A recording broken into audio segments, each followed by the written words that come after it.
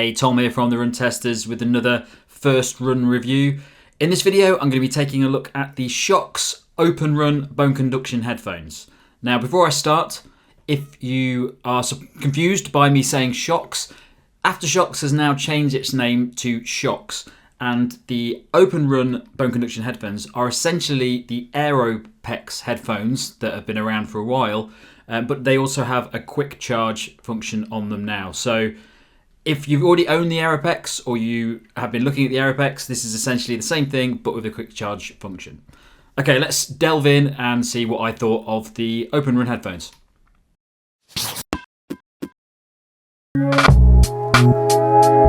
The Shokz OpenRun costs £129.95 or $129.95. It weighs in at 26 grams. The IP rating is IP67 and the battery lasts 8 hours. The OpenRun bone conduction headphones from Shokz, the new name for Aftershokz, are an updated version of the Aeropex, but with the addition of a quick charging feature. This now means that the headphones can get 1.5 hours of battery life from a 10-minute charge. Like the Aeropex, the OpenRun have an IP67 rating, so they can handle rain and sweat. The Bluetooth connectivity covers a distance of 10 meters, and they have a battery life of 8 hours. The headphones are controlled by buttons on each side of the headset. This covers power, calls, volume, and music controls. They also feature a proprietary charging cable, the same as the Aeropex, which includes a moisture detection alert for safe charging. The OpenRun come in two sizes, with the OpenRun Mini having a 0.5 inch shorter band. So the fit for me with the OpenRun bone conduction headphones is really good. I think they're really comfortable. They're probably the most comfortable bone conduction headphones I've tried, especially from the Shokz range. Previously, I've tested the Trex Air as well as the OpenMove, and the Aeropex or the OpenRun are by far the most comfortable and lightest of those. So in terms of comfort, I think they're really good. They plop on the head straight away and I didn't have any issues at all when running in them. You can also get the OpenRun in two sizes. So there's a mini size of these headphones. So if you have a smaller head, then these might be slightly too large for you. There's no actual way to modify the size of bone conduction headphones. So if they don't fit your head and you buy a pair of these, you're stuck. You can't modify them to fit your head better. So there are two versions of these headphones that you can buy, a mini version and the standard version. Okay, so I've just been on a first run with the OpenRun headphones. I've used the Aeropex for a long time. I've used them for marathons. I've used them for many training runs and lots of races. So essentially, the OpenRun are the same thing. I'm going to go through it now just to give you an overview of what they are like, because I don't think we've ever actually done a review of the Aeropex on the channel. So I'll do a bit of an overview of the actual bone conduction headphones and how they work and how I found them. The OpenRun are the top end bone conduction headphones that you can get from Shokz. So you've also got the Trex Air, you've also got the OpenMove as well, and there are some earlier models which I don't think you can get anymore. But these are the top level headphones that you can get, and the reason they're top level is because they are more waterproof than some of the earlier models. They are also lighter than the other models that Shokz have. So they're really just the best version of bone conduction headphones that you can get from Shokz at the moment. So the main difference with the OpenRun from the Aeropex is that you have a quick charge function on these bone conduction headphones now, which means that you can charge for 10 minutes and you'll get 1.5 hours out of them, which is pretty good. I mean, I'm as bad as the next person when it comes to planning ahead and charging my headphones. And I tend to use the Aeropex quite a lot for races and not really for training. When I'm training, I tend to stick more to J-Bud Vista 2s or something like that, because I don't really mind not having ambient sound where I'm running. But when I'm racing, I do wear these because the bone conduction headphones that you get from Shokz are you're normally allowed to use them in races in the UK. So I tend to use the Aeropex for all of my races. And that quick charge function is quite useful because more often than not, I'm not using these day in, day out. So when it gets to a race and I wake up in the morning and realise I haven't charged them, that's a major issue for me, because either I don't have any headphones or I have to risk it and take a pair of my true wireless headphones like the J-Bud Vista 2s. And it's a bit of a risk because I don't know if you can actually use them.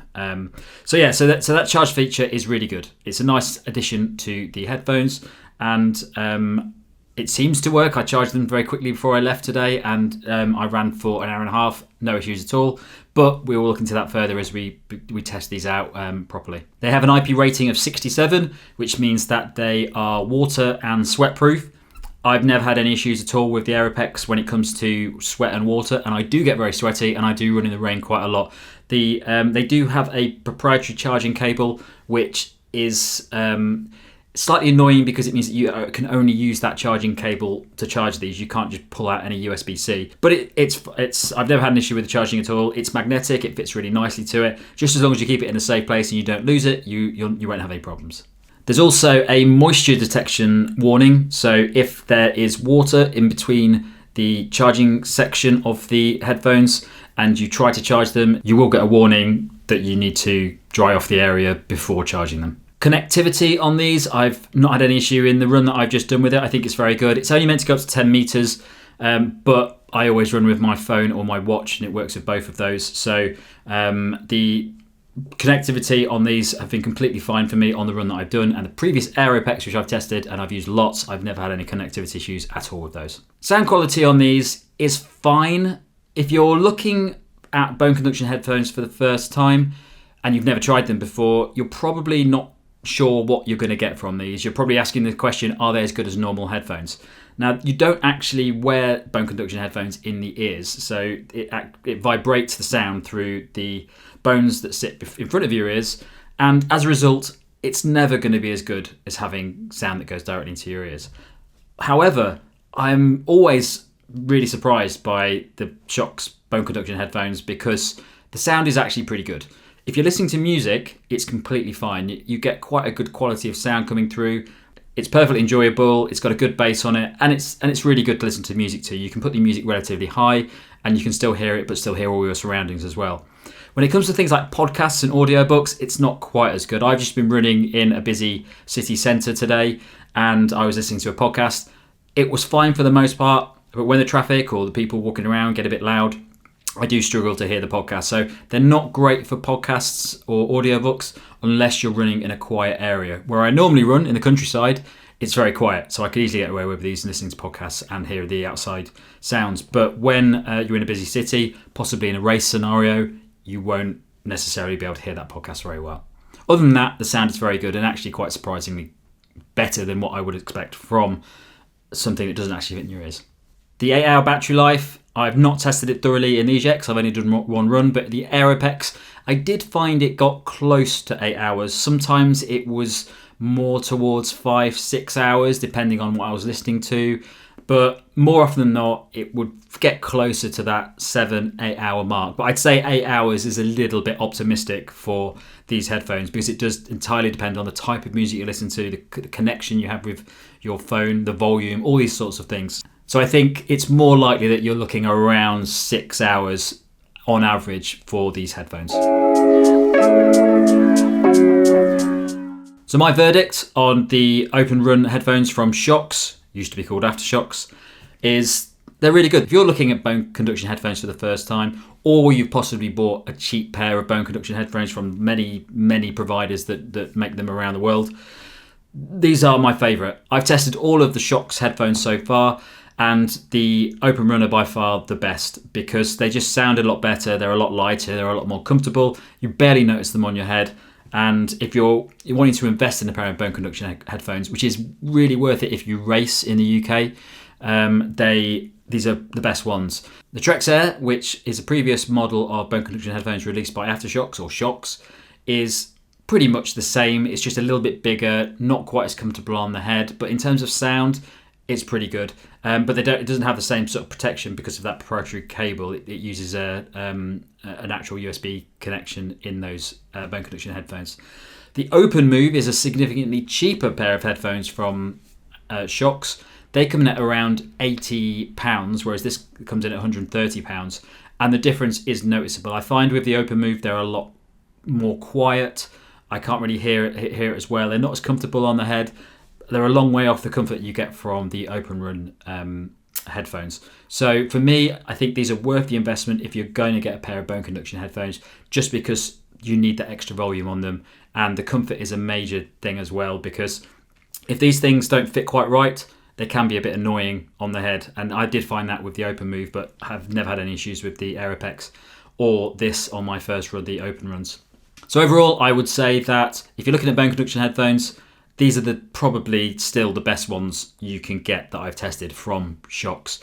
The investment is slightly higher, £130, but I think for what you get from them, especially that race ability to use them in most races in the UK, not everyone, you need to check the instructions on those races, but the ability to use it in those races when you can't use other headphones is a really big deal. But also for safety purposes as well. I've just been running in a city. There's a lot of cars. If I was wearing my other headphones, I'm really conscious of what's going on around me. With these, it's just the same as running without headphones on. So well worth looking at if you're living in a busy city, you're worried about traffic, or you're doing a lot of races. Thanks a lot for watching. Don't forget to like and subscribe and click that little bell. It really does make a difference. And check the channel out for all the other videos we've got from the latest road and trail shoes, as well as watches and headphones out at the moment. Thanks a lot. See you soon.